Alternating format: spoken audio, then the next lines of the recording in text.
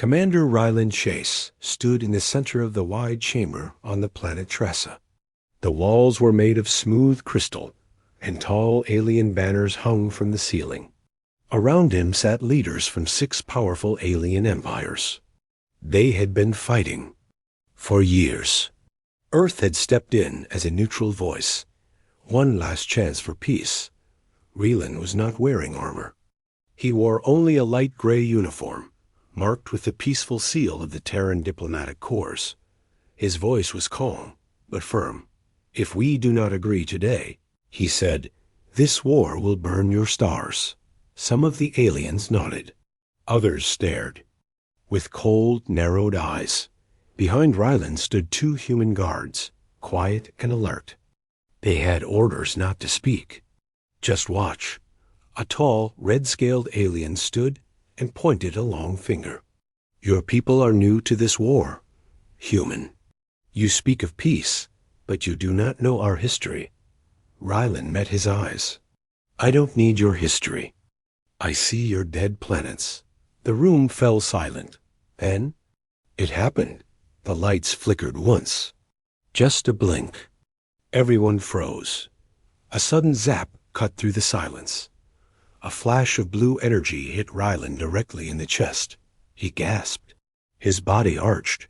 Then he collapsed. His guards rushed forward, too late. The room exploded into noise. Someone fired. Guards.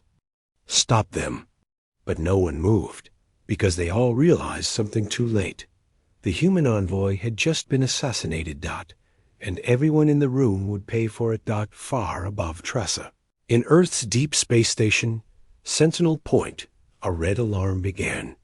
To Blair, a message blinked on the screen. "Envoy down."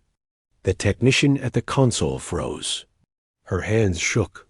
She turned to her officer. "Commander Chase is dead." The officer didn't blink. He simply said, "Inform Earth Command. Activate Black Protocol." On Earth, the Terran Council chamber, filled with quiet whispers. President Lanis walked in, eyes cold. Her voice echoed, "We sent peace." She paused. The room waited. They sent murder. Every screen around the room lit up with a single image. Ryland's final moment. The flicker, the bolt, the fall. No one spoke. She raised her hand. "The time of silence is over. Let Earth speak in the only voice they understand." In orbit, the Vengeance of Sol, Earth's largest warship, received new orders. The captain, a woman named Yara Stone, read the message once. Then again, she looked at her crew. "Prepare the main railguns. Power the void lances. We are going to Trassa." A young officer blinked. "Captain, full firepower?" Yara nodded. "No negotiations. They killed peace. Now they'll learn what war really means." On Trassa, the aliens were arguing. Some blamed each other. Some wanted to flee. But before they could agree on anything, the sky broke open. A human stealth cruiser decloaked just above the capital city. It fired a single pulse. Trassa's entire defense grid shut down. Panic spread. Then came the real fear. The Vengeance of Sol appeared massive, silent, like a floating mountain of death. It didn't fire yet. Instead, it opened a communication channel. A calm voice echoed through every speaker on Trassa. "Return the body of Ryland Chase, or we erase you from the stars." In a small village far from the capital, a young alien girl watched the sky. She tugged at her mother's sleeve. "Mother, what is that ship?" The mother didn't answer. She remembered stories from when she was a child about humans, and what they did when they were pushed too far. She whispered one word: retribution. Back on Earth, the people didn't celebrate. There was no cheering, no joy. They watched the news in silence. Children held their parents' hands. Soldiers packed their bags. Engineers loaded drones into warships. One human teacher, standing before a class, wrote a message on the board. "The price of peace is the promise of punishment." and across the stars. The galaxy began to understand something it had forgotten. Never harm a human envoy, because Earth never forgets, and Earth never forgives. The city of Verdun on Trassa, the capital, was usually loud, full of traffic, trade, noise, and lights. Now it was silent. Shadows moved across the sky. Earth's warship, Vengeance of Soul, hovered above like a giant sword. Its metal hull stretched over kilometers, covered with glowing runes and shifting armor plates. It didn't fire. It didn't speak again, but it watched. Every camera, every satellite, every eye on Trassa was turned to that ship. No one knew what Earth would do. Next, no one dared to breathe too loud. In a deep military chamber below the surface, Trassa's high warlord pounded his fist on the table. "Why haven't we fired back?" An aide whispered, "Our guns are offline. Their stealth ship disabled our entire network." "Then restart it," the warlord shouted. Another general looked pale. "Even if we could, would it matter?" The room fell quiet. On the main screen, the Vengeance of Soul drifted calmly, as if daring them to act. Meanwhile, in Earth's deep command bunker, President Lonnie stood before the United Council. There was no debate. There was no vote. Her voice was calm, but her eyes were ice. "We offered peace. They chose death. We will give them silence." Across Earth, massive ships powered up. Drones the size of cities launched from orbital docks. AI-controlled fighters formed wings across the black sky. The operation had a name: Black Protocol. Judgment Phase. Not for invasion, not for conquest, for punishment. Captain Yara Stone stood on the bridge of the Vengeance of Soul.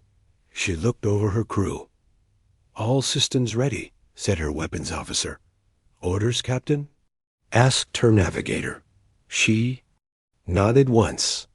Wait, the officer blinked. "For what?" Yara looked at the silent planet below. "For them to return the body of Ryland Chase," the navigator whispered. "What if they don't?" Yara didn't look away.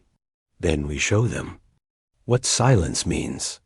Down on Trassa, a young alien diplomat named Kiro stood alone in a chamber filled with noise. Leaders screamed, argued, blamed one another. Kiro clenched his jaw. "They are waiting for us to give the body back." An old politician sneered. "Why should we bow to humans? They're one race among many." Kiro turned slowly. His eyes were not angry. They were afraid. "You don't understand. Humans don't send envoys as weapons. They send them as peace. And when peace is killed," he didn't finish. He didn't need to. All across the galaxy, screens flashed red. Human envoy killed Earth. Mobilizing entire military force, worlds far from Trassa began hiding their ships. Other races, who once laughed at humans, now trembled. A broadcast from Earth played in every system. "We do not seek war. We came to stop it. But if you kill our peace, we will become the war you cannot survive." Inside a hidden bunker on a mining moon, two alien smugglers were watching the broadcast. One chuckled nervously. "They won't really destroy a whole planet, right?" The other was silent, then said, "You ever hear of Kratos?" "Kratos? Wasn't that a dead system?" The second smuggler looked away. "It was a full empire once." Back on Earth, the Terran diplomatic archives placed a seal on Ryland Chase's file. One word stamped across the screen in red: fallen. At that moment, hundreds of human scientists, soldiers, civilians stood still. A tradition held for centuries. One envoy dies, 1,000 hands go to work. A young alien child on a refugee station asked her mother, "Why are people scared of humans?" The mother hesitated. Then she told her the truth. Because humans don't attack out of hate. They attack out of grief. And grief is more dangerous than rage. On Trassa, under the dark clouds, a message came through. It was not from Earth. It was from someone else. A neighboring empire. Only 5 words. We will not defend you. The High Warlord stared at the screen, his confidence crumbling. They were alone. Utterly alone. Back on the Vengeance of Soul, the crew received a new signal. The AI voice whispered, "No surrender received." Captain Yara looked at her weapons officer. Her voice dropped. "Prepare primary cannons. Aimed for military command centers only. Civilians are not targets." The officer nodded. "But Captain," he asked, "what if they run?" Yara Stone's face was hard. "Then we chase them." The sky over Trassa turned red. It was not fire. Not yet. It was the glow of Earth's warship lowering its shields, revealing its true shape. The Vengeance of Soul no longer hid its power. Thousands of glowing weapon ports opened like metal eyes. Each one locked on a different target. The alien city watched in frozen horror. No words. No demands. Just. The sound of systems charging up. Captain Yara Stone stood still on the command deck. The lights above her flickered blue as energy built. In the main RAILGUNS. Her second in command, Lieutenant Harren, whispered. "Still no reply from Trassa, Captain." Yara nodded slowly. "Then this is their final warning." She pressed one key on her command console. A message, clear and cold. BROADCAST, across Trassa. "This is Earth's final offer. Return the body of Commander Ryland Chase. Surrender the killers, or face full planetary retaliation." The message repeated 3 times. And then silence. In Trassa's military control center, alarm screamed. "Targets locked," a soldier shouted. "They're aiming at the palace, the energy hub, the command tower." The warlord stood, fists clenched. "Fire everything." Another soldier shook his head. "We can't. Their stealth drone fried our systems."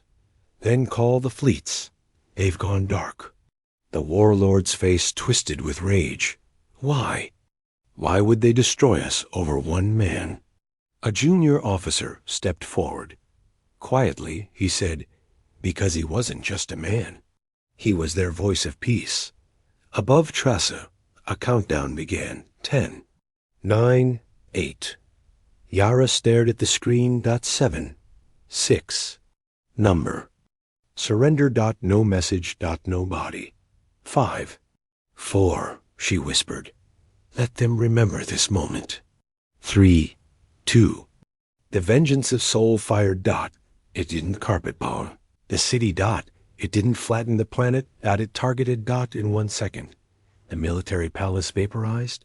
The orbital cannons turned to dust. The war command towers were cut in half. The broadcast center disappeared without sound. It was fast, clean, final. The world below was still, standing, but its spine was broken. In the ruins, smoke curled into the sky. Aliens stumbled through broken streets. Some wept. Some ran. And some just stood, staring upward at the ship that did all this, without even trying. A mother clutched her child as the second wave of drones passed overhead. But they didn't drop bombs. They dropped small silver orbs. Each orb spoke, "Surrender, or this will be your future." Back in Earth's secure council room, President Lanis nodded as she received the battle report. First phase complete, the AI confirmed. A general stood. "Shall we proceed to orbital strikes?" Lanis paused. Her voice was heavy. "Not yet. One more chance." She looked into the cameras. To those who still doubt our will, watch. Galactic news feeds exploded. Earth responds with targeted destruction. Human warship disables Trassa command in 4.2 seconds. Entire city crippled with 0 civilian deaths. Across 10 systems, alien leaders watched the footage. One old empress turned to her aide. "Have our diplomats contact Earth. Apologize for everything." Meanwhile, In a hidden bunker beneath the rubble, the Trasan High Warlord lay bleeding. A support beam had pinned his leg. Around him, his officers were either dead or unconscious. Only one assistant remained. She leaned down. "They gave us a warning," she whispered. "You ignored it," he spat blood. "They're just one world." She stared at him coldly. "One world that can destroy you without even landing."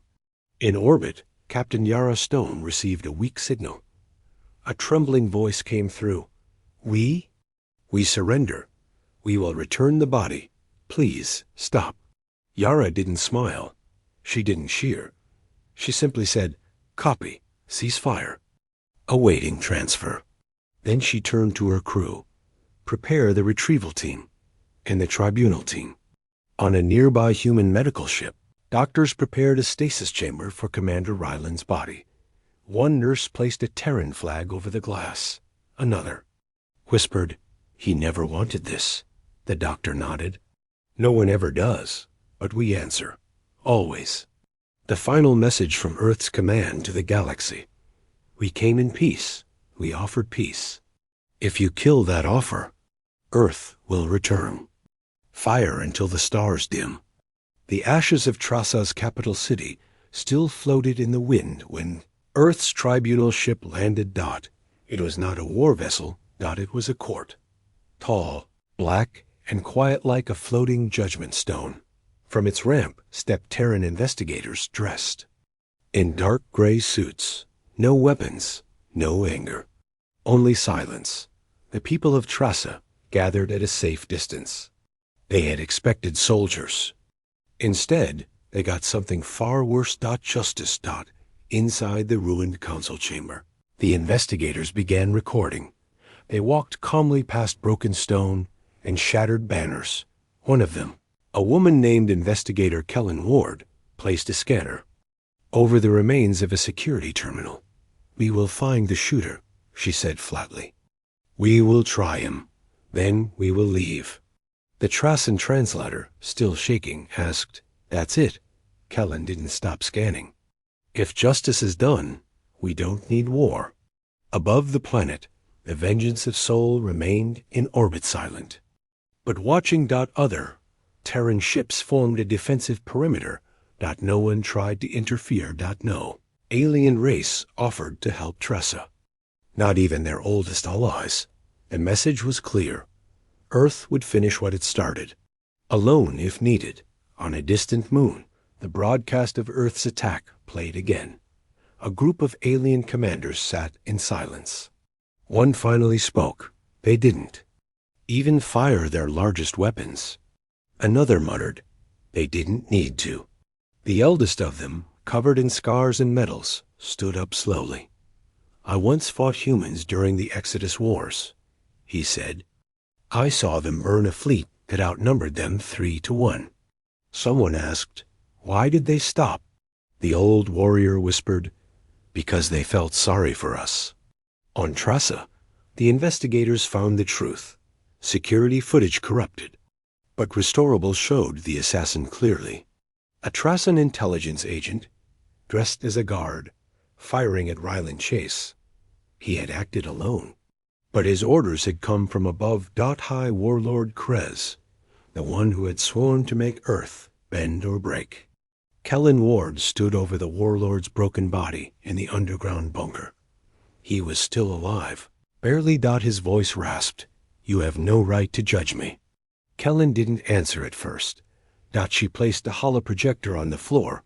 It replayed Ryland's last words.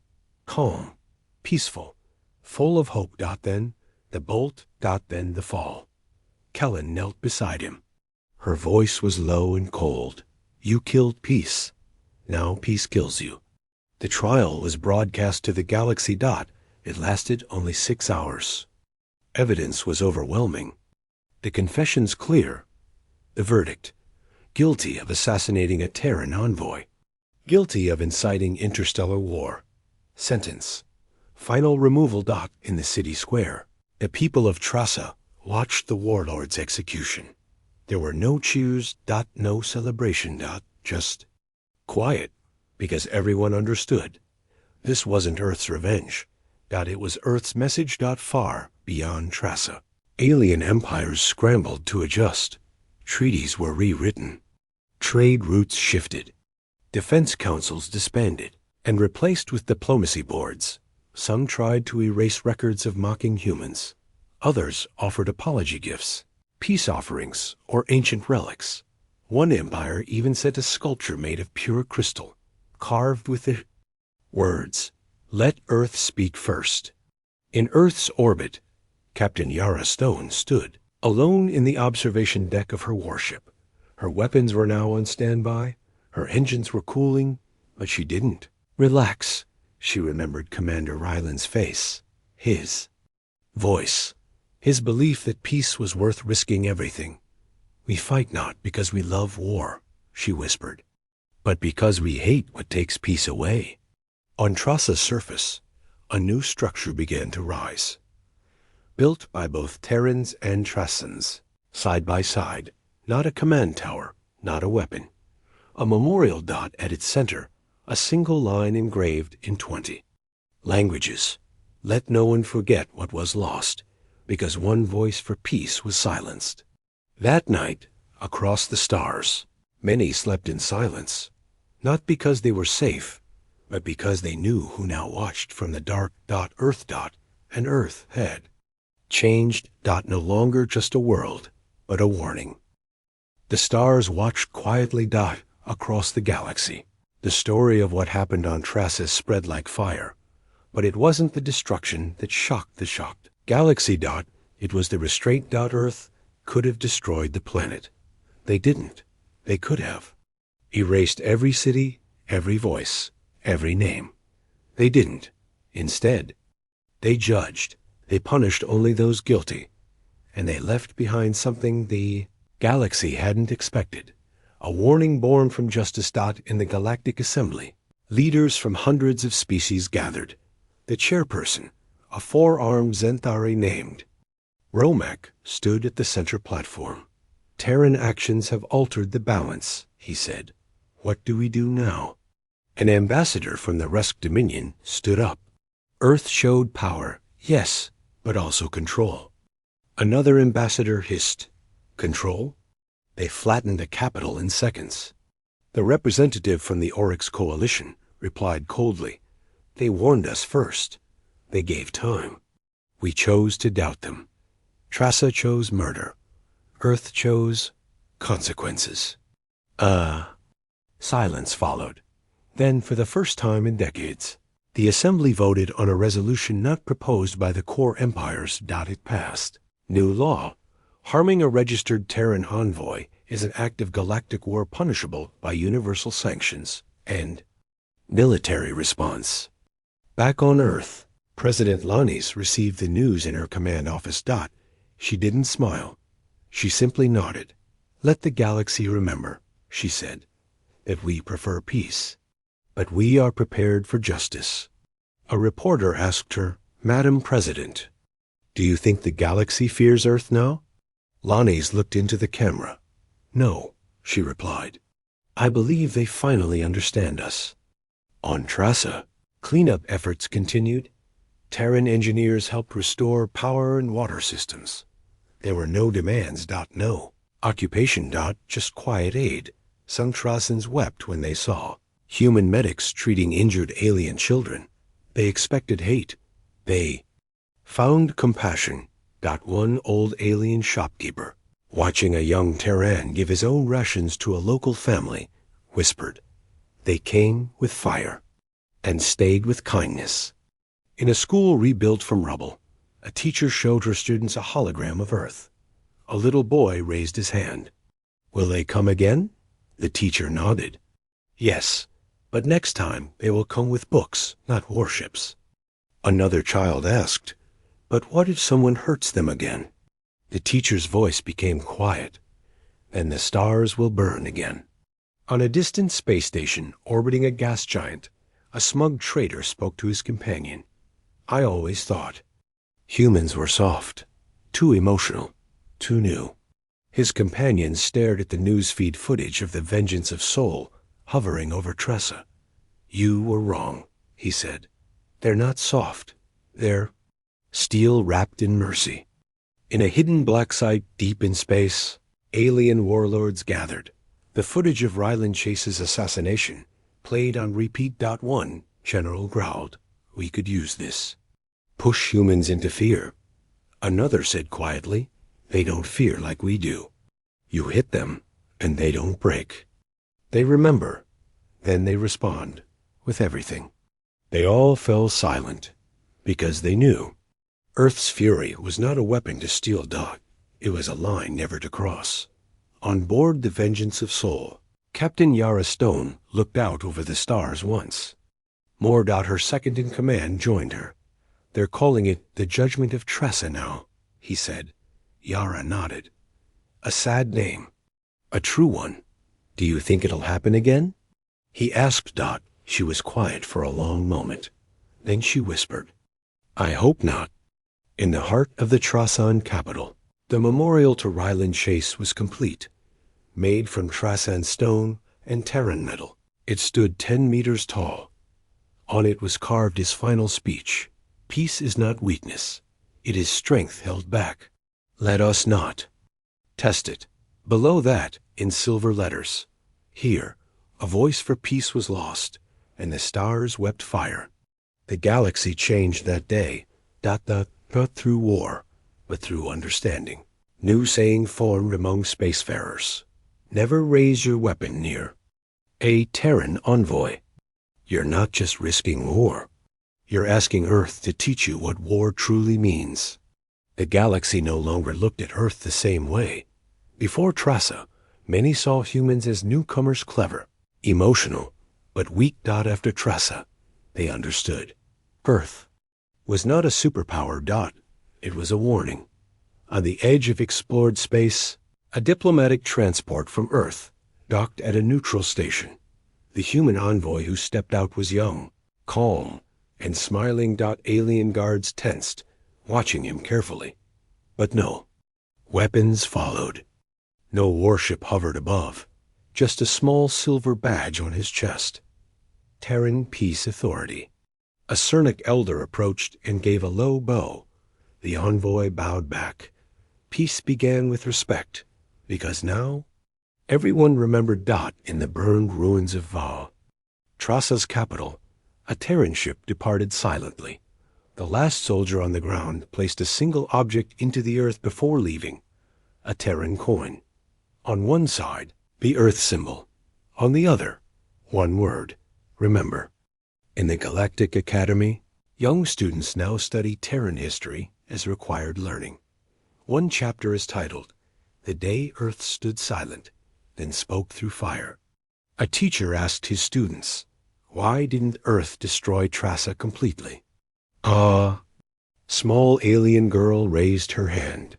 Because they didn't want to. They just needed everyone to see. To see what? The teacher asked. The child's answer was quiet. That peace is sacred, and Earth protects sacred things. Back on Earth, President Lanes stood before the rebuilt Terran assembly. No war banners hung. No victory parades filled the streets. Only a single white flag, waving in the wind. Not a surrender flag, a peace flag. "Let this be our message," she said, to the stars. "We are not conquerors. We are not rulers. We are protectors." She paused. But do not mistake silence for weakness. Do not mistake hope for fear. We will not start wars. Her eyes narrowed. But we will end them. In the dark corners of the galaxy, smugglers, pirates, and warlords whispered Terran stories, not myths. Not legends. Warnings. One tale spread faster than others. They killed one Terran envoy, and Earth turned a planet into a graveyard. Inside the Trasan Council, new leaders were elected. Their first law: no weapon shall ever be aimed at a diplomat again. Their second law: peace with Earth is not optional. It is survival. On board the Vengeance of Soul, Captain Yara Stone read the final mission report. Trassa had surrendered. Its remaining weapons. Its new government signed a 10-year peace agreement with Earth. A quiet voice spoke behind her. It was the AI interface. "Mission complete, Captain." She nodded. "Mark the system." The AI paused. "As neutral?" "No." Yara said. She typed it herself. Marked in memory. "Cleared of threat. Forever watched." In deep space, a new Terran ship was being built. Not a warship. A peace cruiser, named after the man who never raised a weapon, yet changed the stars. T.S. Raylan Chase. A final message was broadcast from Earth to all sentient species. We came in peace. One of ours died for peace. Let that never happen again. If you meet a human envoy, greet him with honor. Not because you fear Earth, but because you respect what Earth is willing to become when peace is broken. And so the galaxy changed, not through invasion, not through control, but through understanding. Now, when an Earth ship arrives in orbit, no shots are fired. Now, when a Terran envoy speaks, every voice listens. And now, above the stars, a silent oath is remembered by all who have learned the cost. Never break peace with Earth, not unless you're ready to bury your skies. The end.